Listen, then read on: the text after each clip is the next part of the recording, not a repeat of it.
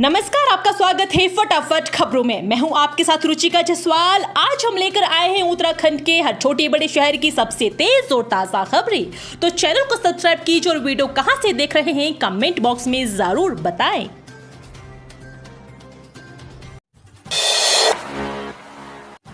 निकाय चुनाव के बाद हो सकता है धामी मंत्रिमंडल का विस्तार, कुछ मंत्रियों के विभागों में फेरबदल की भी चर्चा।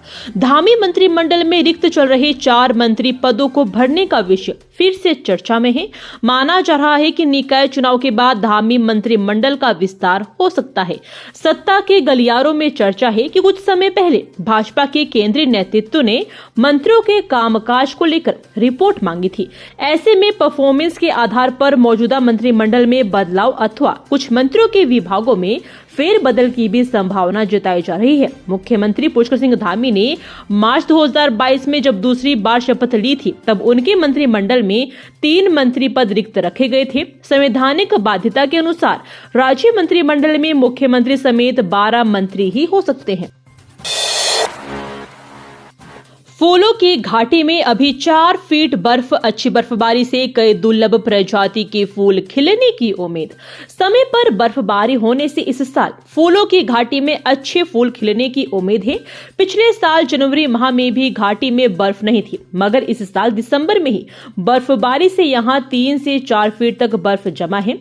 घाटी का निरीक्षण कर लोटी वन विभाग की टीम ने वहां की स्थिति बताई है। विश्व धरोहर फूलों की घाटी में फूलों को खिलने के लिए दिसंबर और जनवरी माह में अच्छी बर्फबारी की जरूरत होती है। इस साल घाटी बर्फ से ढकी हुई है।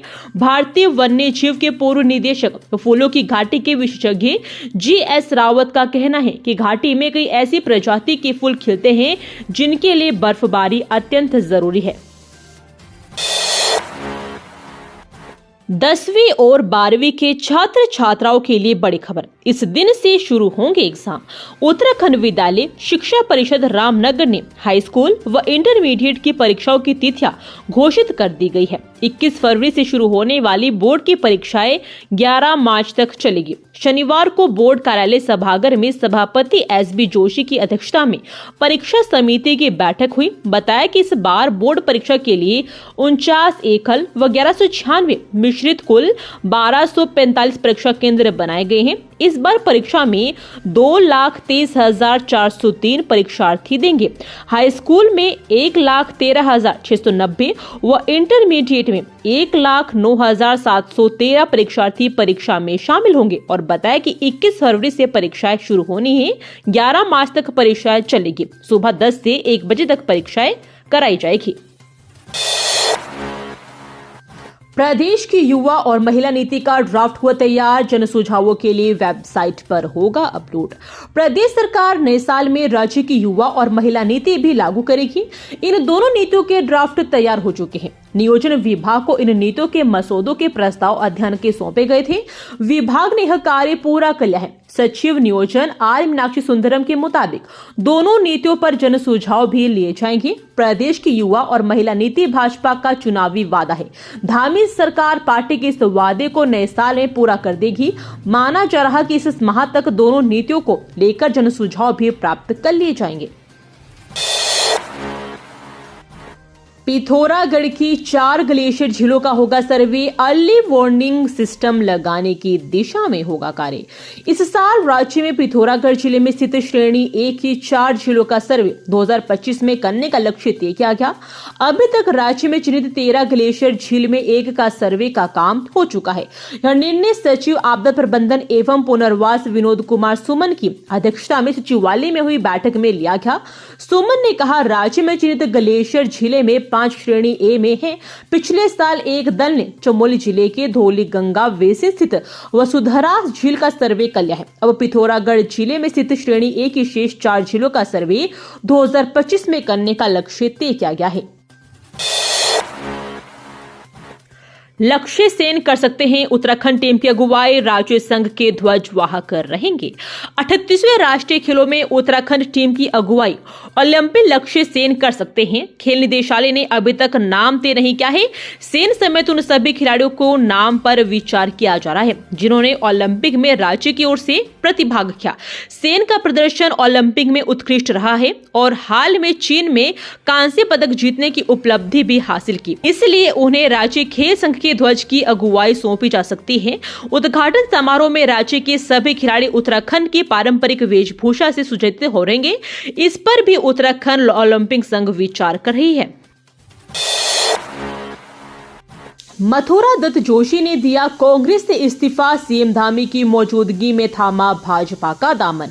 प्रदेश कांग्रेस उपाध्यक्ष मथुरा दत्त जोशी ने कांग्रेस पार्टी से इस्तीफा दे दिया है। सीएम धामी की मौजूदगी में मथुरा दत्त जोशी ने भाजपा की सदस्यता ग्रहण की। वहीं भाजपा मुख्यालय में प्रदेश अध्यक्ष महेंद्र भट्ट की मौजूदगी में कांग्रेस के कई प्रदेश स्तरीय वरिष्ठ नेता अपने सैकड़ों समर्थकों के साथ भाजपा की सदस्यता ग्रहण करेंगे। मथुरा दत्त जोशी पिथौरागढ़ नगर निगम में पत्नी को महापौर का टिकट नहीं मिलने से नाराज थे, तभी से उनके सुर बगावती हो गए। निकाय चुनाव में टिकट कटने से कांग्रेस में विरोध के स्वर थम नहीं रहे थे। डैमेज कंट्रोल करने के लिए प्रदेश कांग्रेस ने रूठों को मनाने की योजना भी बनाई थी।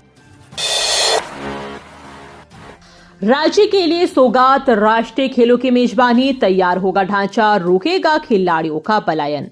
द्रोणाचार्य पुरस्कार के लिए चयनित कोच सुभाष राणा ने कहा, 38वें राष्ट्रीय खेलों की मेजबानी राज्य के लिए किसी सौगात से कम नहीं है। इस आयोजन से खेलों के लिए इतना बड़ा आधारभूत ढांचा उत्तराखंड में तैयार होगा जिससे खेल प्रतिभाओं को प्रशिक्षण के लिए बाहर नहीं जाना पड़ेगा। और कहा कि राष्ट्रीय खेलों का आयोजन खिलाड़ियों के पलायन को भी रोकने वाला साबित होगा।